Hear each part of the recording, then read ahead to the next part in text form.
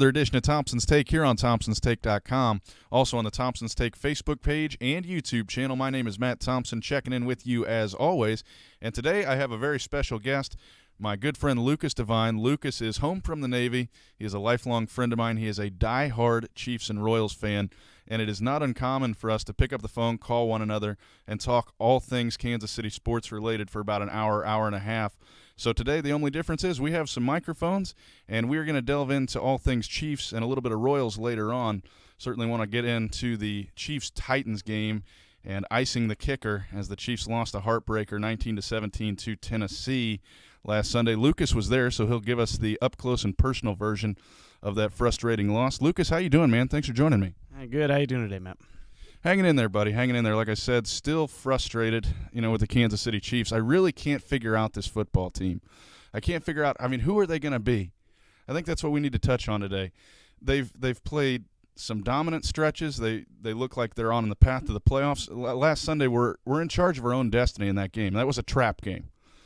And, we win that game. We're still looking at potentially home field advantage. Now it looks like, once again, the road to the Super Bowl will have to go through New England, and we all know how tough that's going to be. But I don't even know if home field advantage is that important for the Chiefs anymore. And a lot of people might be frustrated with me. You say, Matt, Arrowhead Kingdom is strong. It's the loudest place to play in the NFL. That might be. My problem's not with the fans. My problem has been with the play. We lost to Tampa Bay and Tennessee at home. That's ridiculous, man. That is absolutely ridiculous. But let's jump back into this Chiefs-Titans game. You were there, man, in the frigid cold. Your voice is still hoarse. You were passionate. You had to hit a Chiefs game while you were in town.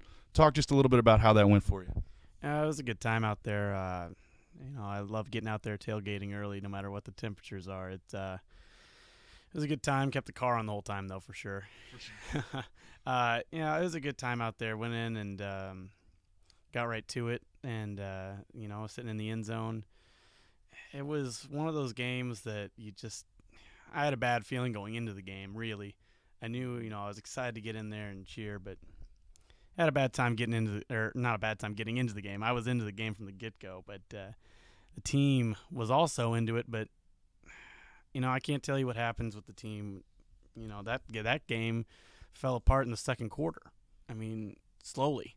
You could kind of feel the tension after they scored that touchdown and, going into the second half, it just fell flat. And, that team, it's got a lot of potential, but it's got the same Chiefs feel from years past. 2 years ago, Titans opener. It's the same feel. That was the game Derek Johnson tore his AC or his Achilles the first time in that game, I think. And Mike DeVito. Yep, DeVito wouldn't return, Johnson would, and then of course we all know that he's out once again. But Lucas, you mentioned that it had that Chiefs feel. Are they a pretender or are they a contender? And you really don't know at this point with this team. And we get out to such a great start. I was shoveling the driveway and listening to Mitch Holthus on my phone, and I'm jumping up and down. We get out to the great start. Hill scores that touchdown, and we're going to talk a lot about Tyreek Hill today. He is a stud. Of course, we have the personal issues, and a lot of people aren't a fan of his past, but we'll get into that a little later. You get out to that great start. They fumble. Sorensen recovers in the end zone. Chiefs are going to throw the ball downfield. You really got the feeling that this conservative Andy Reid-style offense, and I have a lot of respect for Coach Andy Reid. I'm not trying to slam him too much. He's the best coach we've had here in a long time, and he's one of the best in the NFL, I think. But the play calling has just been killer. The bubble screens and the conservative calls, and you really thought, especially coming out of that win against the Falcons, that the Chiefs were going to start to really be more aggressive. And they were early. Once again, they get out, they score the touchdowns. He threw the ball deep to Macklin. They're going to throw the ball downfield. Alex Smith is another thing that we're going to talk about today. Smith last year rushed for almost 500 yards. This year, he's rushed the ball like 37 times for a total of 67 yards, something like that. This team, no one knows what they're going to be. And, talk a little bit, Lucas, about the second half out there and really where things started to unravel. You said that things kind of started to go downhill in that second quarter. By the way, real quick, what did you think of them going for it so early? Did you like that call? I personally, I'm a fan of that call.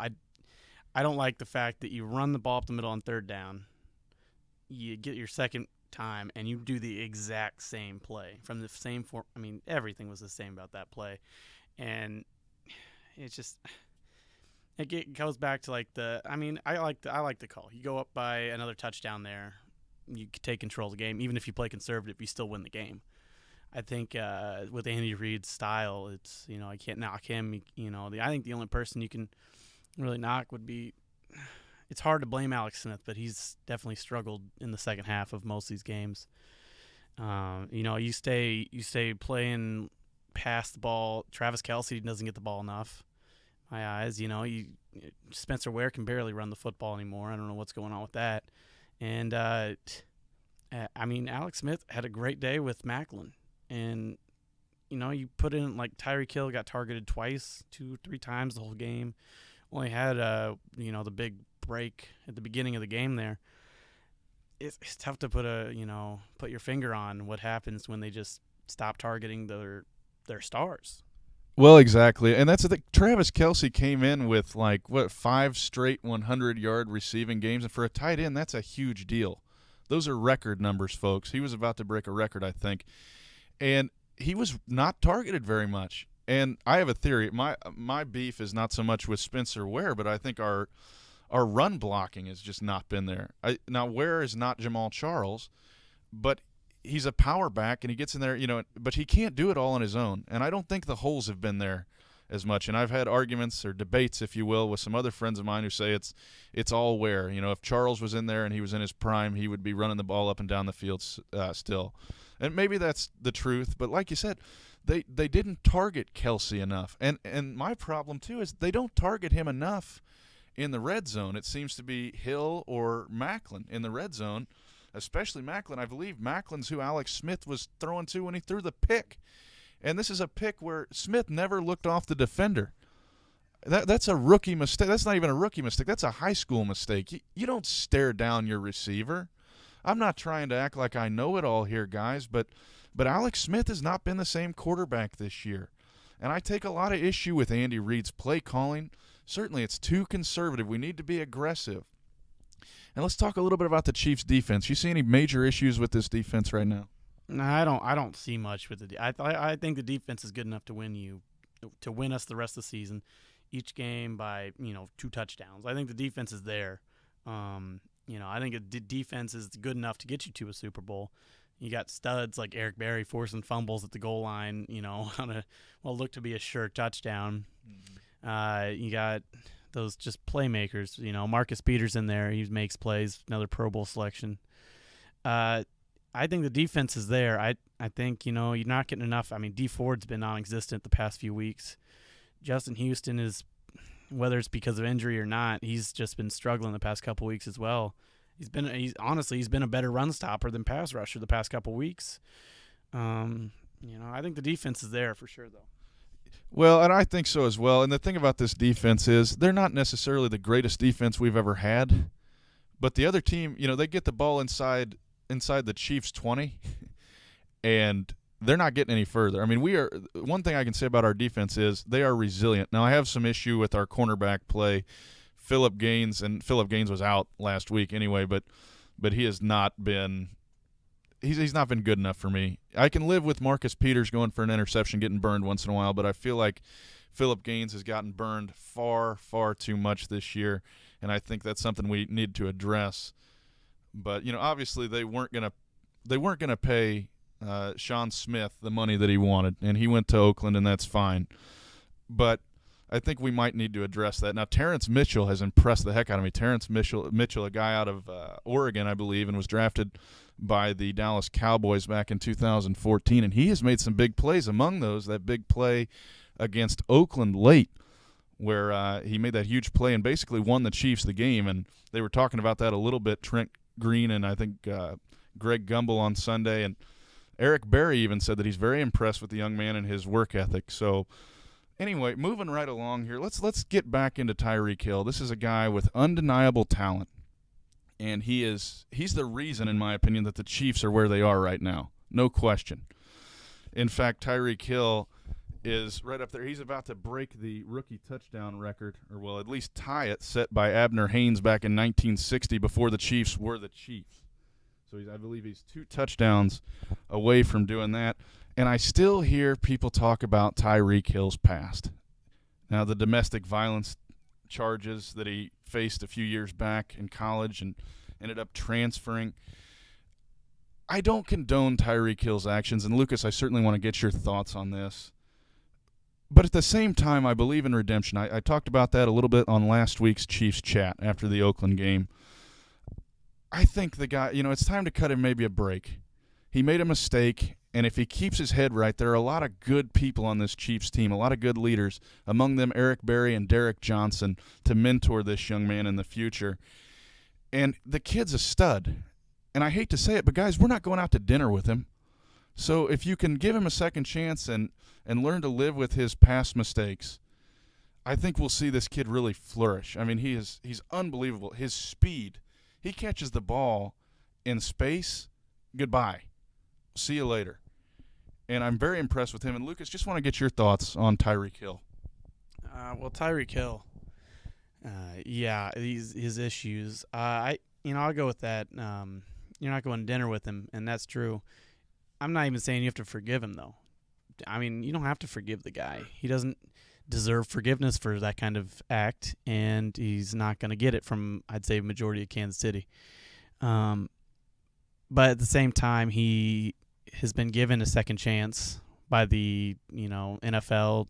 They didn't stop him from playing, so I mean, the NFL, that's a different story. But he has a second chance to play football. He got drafted, and he's in, like you said, the locker room that he's in is one of the top locker rooms in the NFL with just good guys. Just that's how Kansas City is. The Royals have a amazing locker room, or clubhouse, I guess you should say. The Chiefs locker room though is especially on the defensive side. I feel like Alex Smith is a great guy, and he's got enough pieces around to help him, and I think he if he keeps clean and does what he's supposed to do, he can be a real star in the league.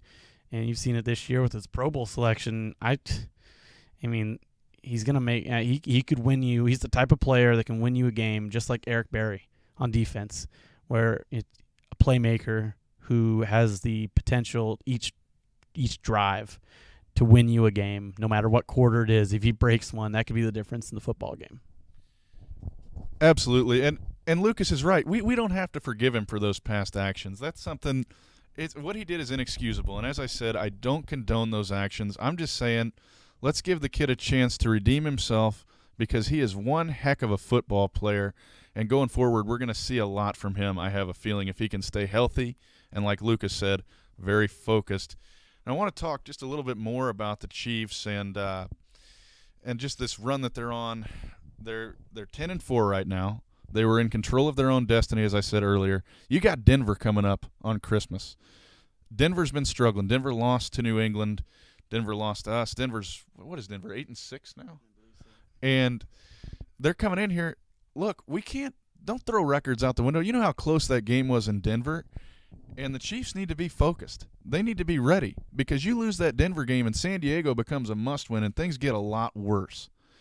The Chiefs' record at this point is certainly better than they've played, and I don't think anyone's going to argue that it's not. So coming up, Lucas, what are your keys to victory against Denver? Well, with Denver, I mean, it's play that first half against the Titans and give us three quarters of aggressive football, and like you're trying to win a game, not lose. They're playing not to lose. And I think if you play 3 quarters of aggressive football, sure, play that fourth quarter not to lose, and you'll probably win it because how good the defense is. I'd say that, and if they could figure out their run game at some point, whether it's the blocking, which it looks like it. I mean, I saw on Sunday, every time they ran the ball, I didn't see a hole for him to go through, and it's a perfect vantage point from in the end zone. There was just nothing. You saw, DeMarco Murray, when he got the ball, holes would just open up on that Chiefs defense to where it was just like, I mean, yeah, they'd hit him for like only 5 yards, but you would see the hole right when it started. Chiefs running the ball, there was no hole. It was a wall. Well, and to be fair, the Titans running game, that's what the Titans do. They run the football, and Murray's an elite back, but I'm in agreement with you there for sure. And talk a little bit more about Andy Reid's play calling. Talk about that. What type of plays, as a Chiefs fan, do you want to see Andy Reid call coming up in these last few games and into the playoffs? For me, I've always been big on this. Is Travis Kelce needs to get in the game. I think Alex Smith is not looking his way enough. You see games where Alex Smith will throw him the ball 10 times, but then you'll see games where he gets the ball 1 time or targets less than 3 times. I mean, if he's not getting targeted 5+, it's just not a good formula. You can't rely on Jeremy Maclin, Tyreek Hill, and Chris Conley. And if you take Tyreek Hill out, then you definitely cannot rely on those guys. You got to have your tight end. Tight ends have always been a huge factor in winning games in Kansas City. And having an elite tight end with Travis Kelce, you got to use him, and you got to throw him the ball. And the red zone, throw him the ball. I mean, at least if you're going to stare anyone down in the NFL, stare down your tight end and throw it up to him, because he's a beast. Yeah, I mean, I feel you there, and Kelsey's had a great year. Now, I've had problems in the past with some of the things Kelsey's done in terms, he's dropped some balls, but this year we've really seen him come into his own, and I want to get your thoughts on the defensive side of the ball as well. What, if anything, and you've talked a little bit about the defense already, but if anything, what do you want to see from guys like Marcus Peters, and I guess Terrence Mitchell's a guy we can throw in there, and obviously Justin Houston, Dontari Poe, D Ford, those guys going forward. There's a lot of names there that are good football players, and I think you'll see if Terrence Mitchell throws down another good game against Denver. I think you'll see. I mean, even this game, there might be more pass rush, more blitzes going on because you have 2 solid cornerbacks. I think Terrence Mitchell needs to prove himself a little bit more, but. Right. I think they need to get to the quarterback. I mean, that's just the bottom line. You got to have Justin Houston, fight through his injury, or have D Ford pick up the slack and actually play like he was playing earlier this year, where he was, tied for first in the NFL for sacks. It'll be an interesting game to see if they can get at him, get at Trevor Siemian, and really the next 2 weeks to see if they can get at Phillip Rivers in San Diego as well. Because that's going to be huge going into the playoffs, whether you have to play the Titans again, Houston, and going forward. Now, not to jump around too much here, but back to the offensive side of the ball. How do you stop a guy like Von Miller from being in the backfield every play? You got to rely on Mitchell Schwartz, I believe. Who played a terrible game, in my opinion, against Denver, and I've been going back and forth with my buddy Sam on it, and Sam said he was a top 9 or 10 guy in the league, and I disagree, but we'll get more into that. Call me, Sam. We can have another debate. Yeah, you need to rely on him to actually, I thought he played well enough to win, obviously, but not. You want to see him keep Von Miller out of the back. I mean, Von Miller had a game just like Justin Houston did. I think it kind of got shadowed because Justin Houston was, the fresh new guy back in the lineup. But I think Von Miller, you gotta do something to stop him, because Alex Smith's going to have to throw the ball, and Alex Smith's going to have to get some time to get to Jeremy Maclin or Travis Kelce, hopefully Travis Kelce, but we'll see. Maybe, Tyreek Hill's a guy you can do so much with. I know they're talking a lot about this week about trying to give him the ball out of the backfield, and that's an idea. You don't want to turn him into Dexter McCluster too much in my eyes, but you could still use him in ways to get him in the open field. I wonder how Dexter McCluster's doing these days.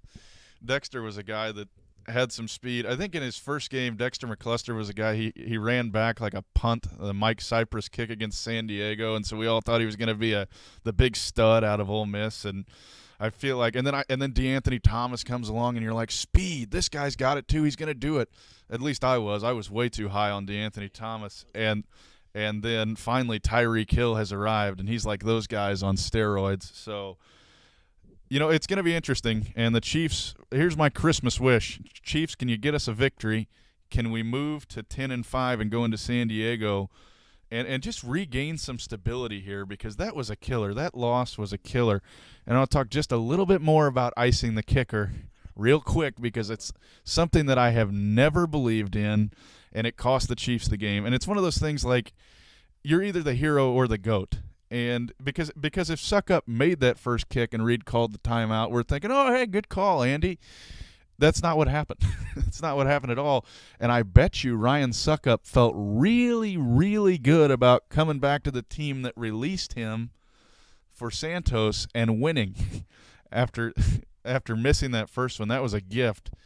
But just, Lucas, your thoughts on icing the kicker? Because for me, it's not a sound practice, but it's a toss-up. It's one of those things that I think coaches have really relied on in the past. I remember when it was just came out to be a thing. I remember when it was used like heavily every game. Like, I don't know when that was, what year it was. I remember trying to do it on Madden. It just wasn't working out. But I think hindsight's 20/20. But looking at that, if I was thinking about what to do there, it's a cold game. Right. You haven't kicked a 50-yarder all game. What are the chances? How many did you hit in practice? If you haven't kicked a 50-yarder all game, you haven't. It's cold. It's like kicking a rock, and the pressure's all on you to win that game from 53 yards. You might as well just toss it up, because just like icing the kicker, it's a toss-up.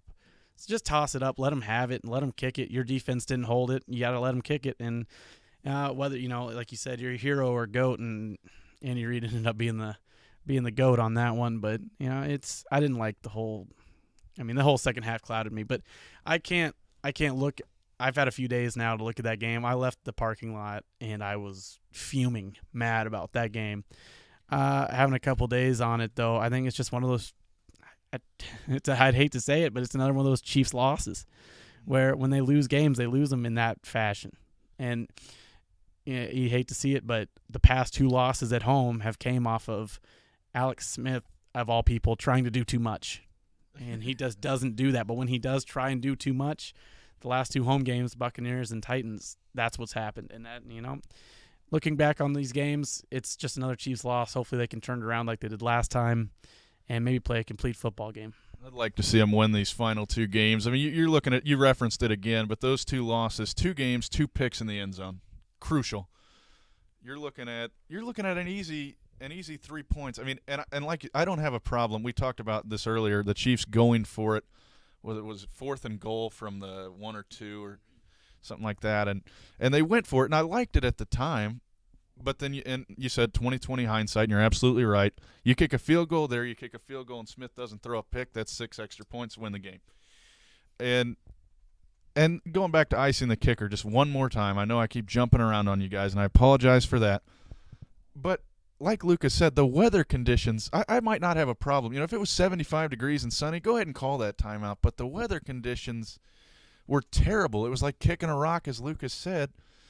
And you essentially gave him a chance to say, okay, well, I booted that one, and that's what happened. It went low, so I'm going to kick it higher and harder, and there you go, win the game. But it is what it is. The Chiefs lost, and we'll all get over it in time. They were in charge of their own destiny, and now they have to pick themselves up. And the real question going forward is, are they a pretender or a contender? So we'll all, we'll see that what happens on Sunday against Denver at home, Christmas Day. Merry Christmas. Hopefully the Chiefs can pull out a victory on Christmas Day. Actually, it's an evening game. But moving right along here, I want to get into just a little bit of talk about the Kansas City Royals, Lucas, and talk just a little bit about what did you think of the move trading Wade Davis for Jorge Soler, that is. I'll be honest with you. I was sitting in my room and I got, I looked on Twitter and I saw these rumors. And I was kind of shaking my head a little bit, like, no way, they're going to do that. And, hours went by. I thought about it more, and I thought, well, I think Dayton Moore would do that. Honestly, it makes sense. I don't have a problem with it for one reason, and that is Wade Davis's performance of recent. He hasn't been a cyborg lately, and whether that be because of his injury, his sore, elbow, and he might come back and be locked down. But I wasn't impressed by his recent saves and all those, he had a few blown saves that I was a witness of. And, I think you get in Jorge Soler. I think he's potential through the roof with his power. I mean, he looks like a football player playing right field. And that would be, you put him in there. If he progresses, through spring training and ends up being a 25, 30 home run guy on this team, he replaces Kendrys Morales and more. with his potential on defense as well. I mean, you saw him in the playoffs hit those home runs. I mean, those were home runs. I mean, those were man's home runs. Yeah, he's a big boy, and like you said, he's got 5-tool potential, and that's the risk the Royals are taking. It was a financial move, I feel like, more than anything. They're saving $6.5 million next year because they were going to pay Wade Davis about $10 million, and they're saving some money with this deal. And like you said, Lucas, you and I were at ALCS Game 6 together. Wade Davis, there was that rain delay. Davis came back. The bases, he had 2 or 3 runners on, and he shut them down. Wade Davis was shut down in 14 and 15. And I think he was the best closer in baseball, 14 and 15. However, last year, and like you said, he was dealing with the injuries, he wasn't. And that's the thing you deal with a reliever is they'll have 2, 3, 4 great years. It's like Greg Holland. There's no guarantee that they're going to go on these great 10-year runs. He's not Mariano Rivera. So, and I love Wade Davis. I'm not trying to diss on Davis. He did the Royals a great thing, a great job, and he was the reason, in my opinion, we won the 2015 World Series. And here's another debate that Sam and I have been having. Sam says that it's still the James Shields trade. I disagree. Now, Shields did. Sam made the point. Shields changed the mentality in that clubhouse, and he did, and that's a fair point. But for me, it is certainly the Wade Davis trade because they don't win the World Series without Davis slamming the door. But there's so many questions now moving forward. For me, that Davis trade was also a sign that the Royals are going to start to rebuild. Because let's face it, they're not going to go out and make some big splash in free agency. They lost Morales. Now they have Soler for some power, potential power. I mean, he hasn't done anything in the big leagues yet on a real level. So we'll see if he progresses. I trust Dayton Moore and I trust Ned Yost, and I think they're going to do their best job to put the best team they can on the field. But I also think it's time to start rebuilding. You have a lot of free agents coming up after 17. Hosmer, Moustakas, Kane, just to name a few. Duffy, I believe, as well. So all these guys that came up together and won that World Series, some of them are not going to be here. We cannot afford Eric Hosmer. I'm sorry, guys. Unless he wants to take a pay cut to stay in the Midwest where he has no ties, and he's not going to do. Eric Hosmer is a Scott Boras client. He's going to get as much money as he can unless he decides that he loves Kansas City that much. He's from Florida, and his grandparents live in New York, so I don't think he has too many ties outside of the Royals here in Kansas City. So he's a guy you could lose. Moustakas you could lose. Lucas, do you try and lock up any of those guys? And if so, who do you lock up, man? I think Kane leaves via trade, or maybe next year off season. I mean, he might get next year he becomes a free agent. Right. So it either have to be this off season or at before the deadline of the 2017. I think based on his performance, he might be traded before the deadline, or he'll. I don't think he resigns. What I'm trying to say there, I think of one of those guys that they go after. Duffy depends on his performance this year, and I think they lock up Moose. I think they find a way to get him in there because I think Ned Yost really loves Mike Moustakas. I think Dayton Moore and Ned Yost love Mike Moustakas. I think they love his Alex Gordon-like clubhouse mentality. He brings into that clubhouse, and so I think that's the one guy they'll really go after. I think Danny Duffy's the other one if he has a performance like the second half of last year. That's going to be an interesting year. I think there's going to be a lot of new faces, a lot of those young guys coming up. We'll see a lot more of them. For sure, and I feel like with Mike Moustakas, you might have a little bit better of a chance. Now he is also a Scott Boras client, but he's coming off an injury, and he's only had the 1 year where he was really a proven hitter, and he started going to the opposite field. So how he plays coming out will really dictate how much of a chance the Royals have to re-sign him. And I want to go back just for a second to Jorge Soler and, the fact that the Royals are taking a risk. Well, we've taken some risks in the past. You look at the Zach Greinke trade. Alcides Escobar, Lorenzo Cain, they weren't proven players when they came here. Each of them went on to win the ALCS MVP award in back-to-back years. Greinke, by the way, still hasn't won a World Series.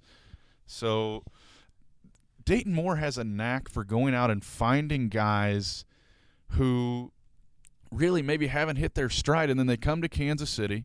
It's a little bit more relaxed environment from a Chicago or a New York, and they flourish. I mean, look at here's an example. Melky Cabrera came here in 2011, after having some really down years with New York. We signed Melky to a 1-year deal. He exploded for us. And the Royals they were still building back in 2011, but Dayton Moore has a knack for going out and finding guys who might succeed here in Kansas City. So that remains to be seen. But I like the move. It's financial more than anything, I think, and we'll see what Soler turns into in the future. I think the Royals are certainly going to have to start to rebuild. I don't see us going back to the playoffs in 2017. If we do, feel more than free to contact me and say, "Hey, you were wrong back in December." So, and I will be happy to be proven wrong. But you mentioned the minor leagues. Do you have anybody highlighted that you'd like to see coming up and making a difference in 2017? I personally just want to see some pitching come up. I've heard for years, Kyle Zimmer. I mean, he's always getting hurt. That's the problem with Zimmer. I think he's got good stuff. He just can't stay healthy. And then you look at a guy like Bubba Starling, who made $7.5 million. And you and I have had a lot of conversations about Bubba Starling. Some aren't appropriate for Thompson's take right now. But he's a guy that made $7.5 million. He had a lot of pressure on him, obviously, to perform. Local boy. Everybody wants him to get to the big leagues quickly. And he has been, for lack of a better term, just terrible and not what we expected him to be. And so I'm not sure. I actually did a little research on Bubba recently, and he's now listed or referred to by a lot of scouts as a guy who will be looked at more as a fourth outfielder unless he really comes out and just dominates. He did make it to AAA last year, but the reason he made it to AAA was more because I guess out of necessity, they just wanted a change of scenery for him because he really didn't produce with the bat. And I'm not trying to slam Bubba Starling. I'm not a professional athlete here, guys. And it's got to be tough to go from high school right into the pros. So we'll see what Starling does. We'll see what Zimmer does. A guy that I really liked who actually got a cup of coffee, well, more than a cup of coffee in the big leagues last year, was Matt Strom. And I look for him to bolster that bullpen a little bit because your bullpen now, you really don't know what you have in Soria. Herrera's your closer now. Wade Davis is gone. Luke Hochaver's gone. Tim Collins, well, okay, so yeah, Tim Collins, we're not sure what happened to Tim Collins. He had a really good year back in, I think, 11 or 12, and then things kind of derailed for Timmy. But I tell you what, it's going to be very interesting to see what the Kansas City Royals do. And you can look for Lucas to be back on this podcast certainly in the future. It's been a lot of fun today, Lucas, just chatting with you about these teams. Anything you want to say before we wrap things up here? Yeah, it was a good time. Well, we'll have to see what happens in the future. There's a lot of things to come for Kansas City sports. It's an interesting time to be alive because you remember growing up for the first 15 years where it was nothing going on besides a good Chiefs offense, but the occasional Mike Sweeney home run. The occasional Mike Sweeney home run, and who knows, the next wave of Royals coming up. And I think it was a good thing the Chiefs lost. And I didn't bring it up at this point. Go ahead. I wanted to bring this up at the end, but the Chiefs, I'm glad they lost because they don't need another 13-3 season. We all remember the last 13-3 season. It seems like every time we got into the playoffs until we faced Baltimore in 10, we faced Peyton Manning and the Colts. It's like we were 13-3. So, yeah. There we go. We don't need to be 13-3. We'll control. 12-4. Take 12-4 with a win on the road and see what happens. Go from there. Well, I'm Matt Thompson here on ThompsonsTake.com, also on the Thompson's Take Facebook page and YouTube channel. For Lucas Devine, thanks a lot for listening. And I also want to give a shout-out to Brandon Manos, my senior technical administrator, for all his help today behind the scenes. All right, hey, follow us on Twitter and Instagram. I will link those in the description, also on Snapchat. Thanks a lot, guys.